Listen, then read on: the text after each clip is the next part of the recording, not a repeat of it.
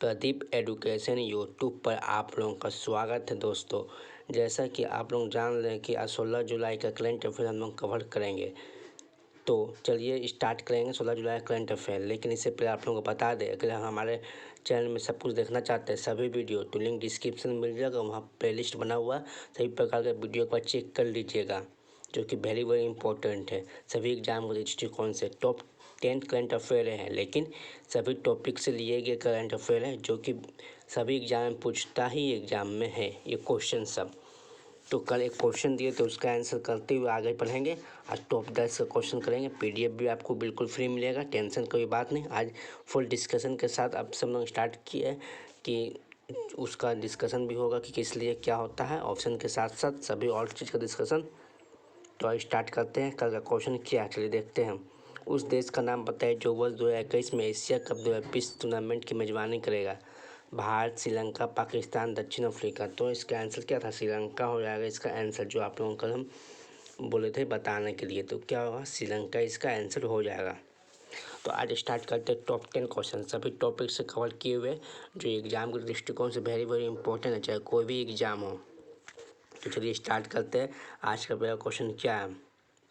Apple ने किस smartphone company पर $950 मिलियन लगभग 7156 करोड़ रुपये का जुर्माना लगाया? रुपया में 7156 करोड़ रुपया और मिलियन डॉलर में 795 मिलियन डॉलर। ये दोनों ही याद करना जरूरी, क्योंकि कभी कभी डॉलर में पूछ देता है, कभी कभी रुपये में पूछ देता है, कुछ भी पूछ सकता है। तो इसका आंसर क्या होगा? सैमसंग। इसका आंसर क्या होगा? सैमसंग। जैसा कि यहाँ पर डिस्क्रिप्शन में दिया हुआ है वर्णन में, एप्पल ने हाल में सैमसंग को 950 मिलियन लगभग 7156 करोड़ रुपये का जुर्माना लगाया। कम डिस्प्ले खरीदने के कारण एप्पल को हराना देना पड़ा। क्या? कम डिस्प्ले खरीद। शायद आपको इस बात को जानकारी नहीं है कि एप्पल अपने आईफोन के स्मार्टफोन के सैमसंग से डिस्प्ले लेता है।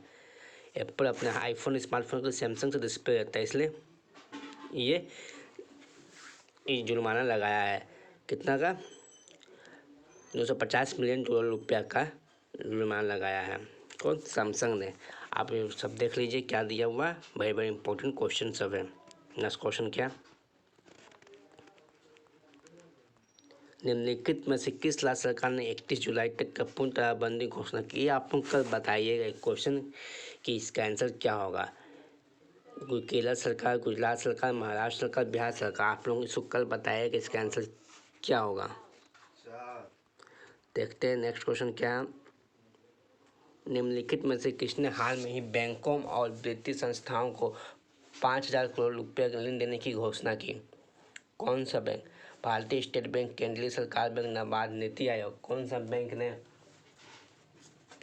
घोषणा की? भारतीय तो नाबार्ड बैंक ने घोषणा की 5000 करोड़ रुपये ऋण देने की घोषणा की 20 संस्थाओं को।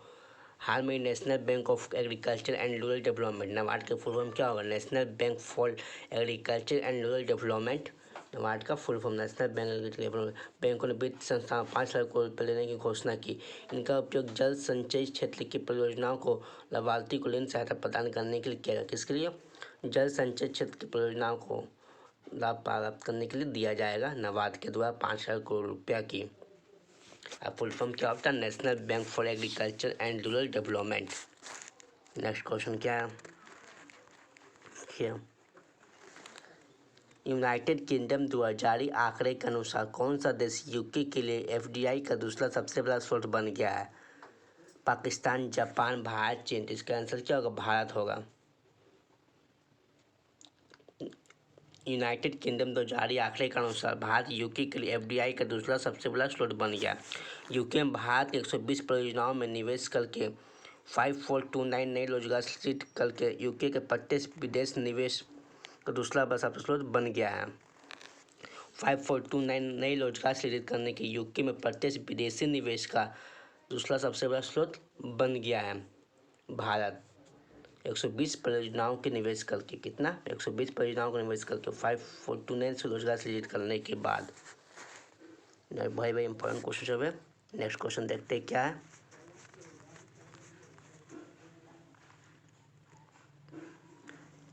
हेमांग अमीन आईपीओ सीईओ के किस बोर्ड के अंतिम सीईओ के रूप में नियुक्त किया गया? हेमांग अमीन को आईपीओ के बोर्ड के अंतरिम रूप में सीईओ के रूप में नियुक्त किया गया? पीसीबी के लिए कि आईसीबीसी के लिए कि बीसीसीआई के लिए एसीबी के लिए? तो बीसीसीआई के लिए नियुक्त किया गया है हेमांग अमीन को। क्या नाम है? हेमांग अमीन। आईपीएल सीईओ को हेमांग अमीन को भारतीय क्रिकेट कंट्रोल बीसीसीआई के अंतरिम सीईओ के रूप में नियुक्त किया गया। लाहौर जोहरी के इस्तीफे के बाद बीसीसीआई सीईओ के पद पर यह खाली था। वे 2017 में आईपीएल के संचालन को देखरेख कर रहे हैं। कितना? आईपीएल के संचालन देखरेख कर 2017 से। कौन? हेमांग अमीन ने। किसके इस्तीफे के बाद? लाहौर जोहरी के इस्तीफे के बाद हेमांग अमीन ने पदभार संभाला बीसीसीआई के। इम्पोर्टेंट क्वेश्चन है। नेक्स्ट क्वेश्चन क्या है? वेस्ट इंडीज का कौन सा खिलाड़ी आईसीसी टेस्ट गेंदबाजी की रैंकिंग में कैरियर में सर्वश्रेष्ठ दूसरा स्थान पर पहुंच गया? कौन सा? जेस हॉप, जेसन ढालक, जेम्स होल्डर, सानू गैब्रिन। तो जेम्स होल्डर। जो भी वेस्ट इंडीज और इंग्लैंड के बीच मैच चल रहा है उसी के बीच ये हुआ। जेम्स होल्डर ने 862 रेटिंग के साथ आईसीसी टेस्ट गेंदबाजी में रैंकिंग के क्रम में दूसरा स्थान पहुंच गया। दूसरे स्थान पर पहुंच गया जेसन होल्डर ने 862 रेटिंग के साथ। इंग्लैंड के साथ जो मैच हुआ था उसी में उन्होंने भी हाल में ये प्रदर्शन किया गया है। वेरी वेरी इंपॉर्टेंट क्वेश्चन ये। Next question.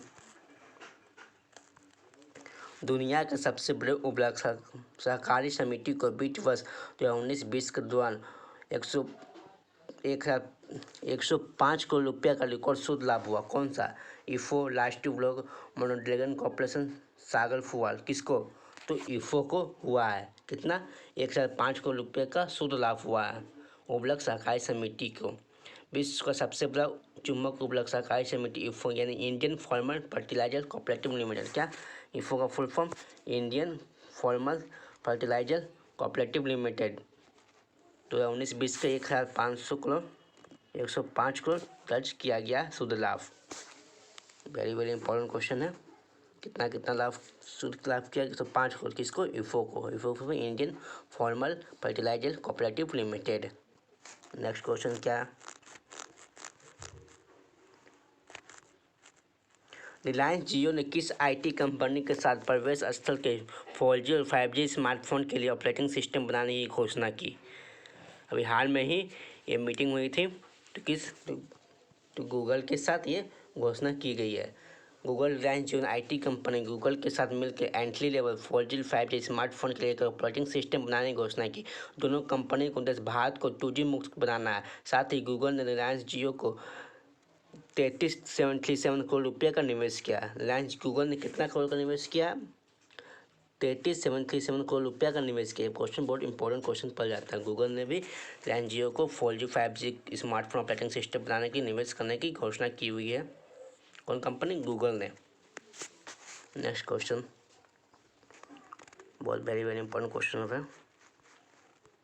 इजराइल की मदद से किस राज्य में अलद और कामिल नामक राइफल का निर्माण किया गया?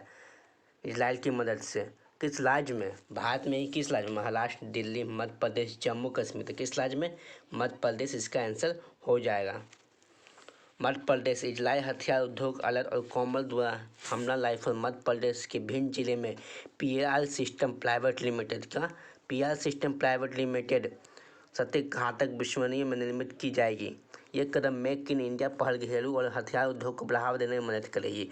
इन हमला राइफलों में गोली चलने की दर 7 से 1,000 राउंड प्रति मिनट होगी। कितना? 700 से 1,000 राउंड प्रति मिनट होगी इस राइफल की गोली चलने की दर। PLR पहले निजी क्षेत्र की छोटी हथियार निर्माण कंपनी जो इजराइल हथियार उद्योग के साथ एक भारतीय संयुक्त उद्यम कंपनी बनेगी। मध्य प्रदेश से कितना? 700 से 1,000 राउंड प्रति मिनट की ग्राउंड से गोली चलेगी। सटीक घातक विश्वसनीय। इजराइल के साथ मध्य प्रदेश ने ये अलद और कामिल नामक राइफल निर्माण। कौन नाम राइफल? अलद और कामिल राइफल जिसका नाम है।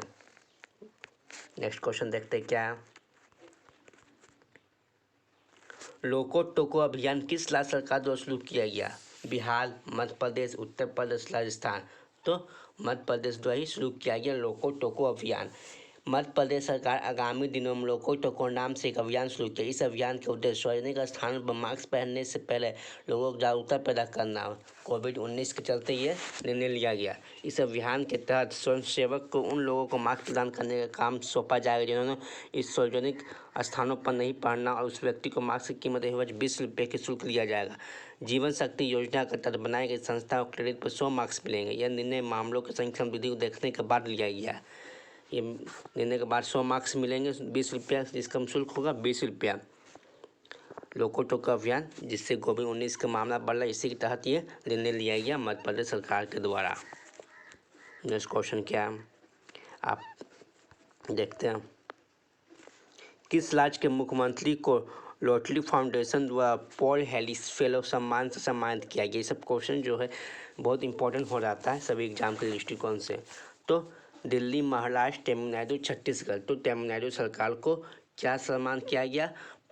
पोलो हेलिस फेलो सम्मान से सम्मानित किया गया है लोटली फाउंडेशन के द्वारा। किसके द्वारा? लोटली फाउंडेशन के द्वारा। क्या व्याख्या देखते हैं।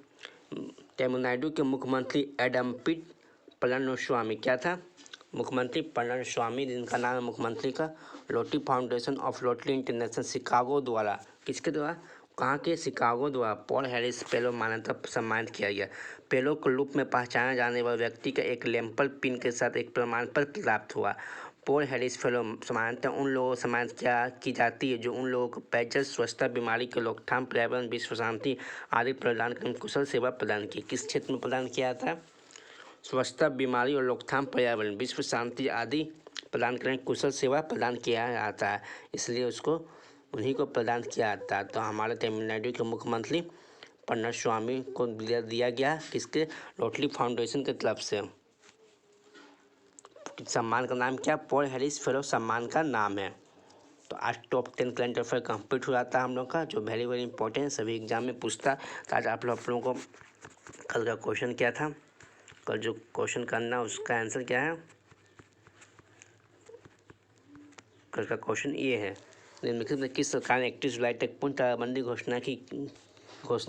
तो आप लोगों को ये बताना है। केरल सरकार, गुजरात, महाराष्ट्र, बिहार सरकार। तो अभी के लिए इतना ही।